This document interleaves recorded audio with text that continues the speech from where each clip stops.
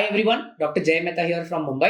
हमारे आज के वीडियो में हम हाई डीएनए फ्रैगमेंटेशन का ट्रीटमेंट क्या होता है ये समझने की कोशिश करेंगे।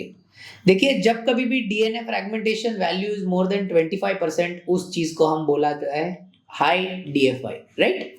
अब डीएनए फ्रैगमेंटेशन के दो ही मेन कॉज है, जैसे कि मैंने आपको मेरे एक प्रीवियस वीडियो में समझाया है। एक है टेस्टिकुलर कॉज, राइट, जिसमें आपको और कोई कारण नहीं मिल रहा है, और दूसरा है पोस्ट टेस्टिकुलर।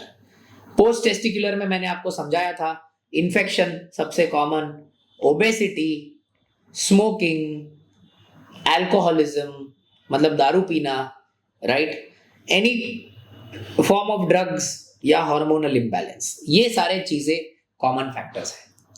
टेस्टिकुलर फैक्टर में मतलब ये है कि टेस्टिस में ही स्पर्म डिफेक्टिव बन रहे हैं।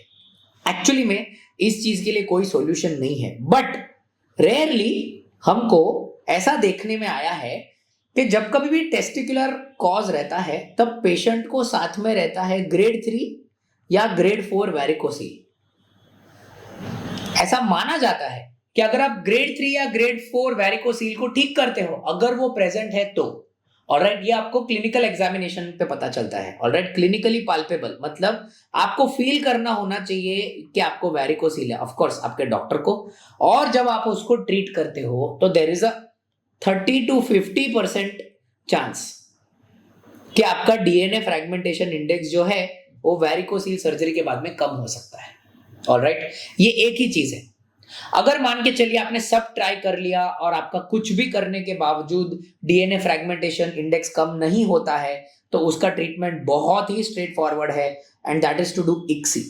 ओके, ये ही ट्रीटमेंट है। अगर डीएनए फ्रैगमेंटेशन इंडेक्स बहुत मेहनत करने के बाद में भी ठीक नहीं होता है तो आपका treatment is to do ICSI only. फिर वो पोस्ट टेस्टिकुलर कॉज होए या टेस्टिकुलर कॉज होए, उससे ज्यादा फर्क नहीं पड़ता है।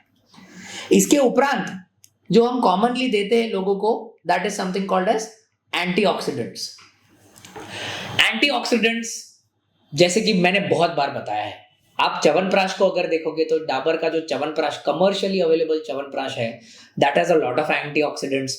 बहुत सारे कमर्शियली अवेलेबल एंटीऑक्सीडेंट के टैबलेट्स भी है, पर ये टैबलेट आपको लेना पड़ता है मिनिमम फॉर 3 to 6 months, और 3 से 6 महीना लेने के बाद में अप्रोक्सीमेटली 25% पेशेंट्स को इसका बेनिफिट होता है। जैसे कि मैंने आपको बताया कि ग्रेड 3 ग्रेड 4 वैरिकोसील रहता है तो 30 to 50% को बेनिफिट होता है। उसी हिसाब से एंटीऑक्सीडेंट्स लेने को 25% लोगों को बेनिफिट होता है। अगर आप में मोटापा बहुत ज्यादा है तो आपको मोटापा कम करना चाहिए। आपको स्मोकिंग, ड्रिंकिंग, ये सारी चीजें कम कर देनी चाहिए। अगर आपको कोई हार्मोनल इश्यू है तो आपको डेफिनेटली उस प्रकार का हार्मोन का ट्रीटमेंट लेना चाहिए, इसमें कोई डाउट नहीं है। ऑलराइट, बट प्लीज ध्यान में रखिए, मोर देन 60% मेल्स, 60% से ज्यादा मेल्स ऐसे रहते हैं जिनको आप कुछ भी ट्रीटमेंट दो उनको कोई बेनिफिट नहीं होता है, नो बेनिफिट। ये सारे कैटेगरी ऑफ पीपल जिसको कोई बेनिफिट नहीं होता है, फिर उनको सीधा इक्सी ही करना पड़ता है। ये सिचुएशन में there is absolutely no role of doing IUI. लोगों को बहुत ऐसा लगता है कि नहीं, पर मेरा स्पर्म काउंट तो नॉर्मल है ना, तो मुझे आईयूआई करना है, मुझे इक्सी नहीं करना है। वो गलत है।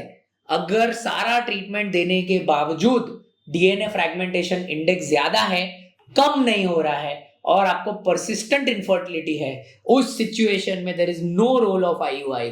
पेशेंट को सीधा इक्सी करना पड़ता है, इसमें कोई दो मत नहीं है। ऑलराइट, आई होप ये वीडियो में आपको डीएनए फ्रैगमेंटेशन इंडेक्स का बेसिक ट्रीटमेंट समझ में आ गया होगा। इस चीज को ट्रीट करने के लिए आपको डेफिनेटली स्पेशलिस्ट के पास में ही जाना है। Alright, don't waste your time doing time pass in such type of situations. Any further questions आप हमारे कमेंट्स में डाल सकते हैं, मैं या मेरे कोई टीम मेंबर्स आपको जरूर आंसर करेंगे। Thank you so much.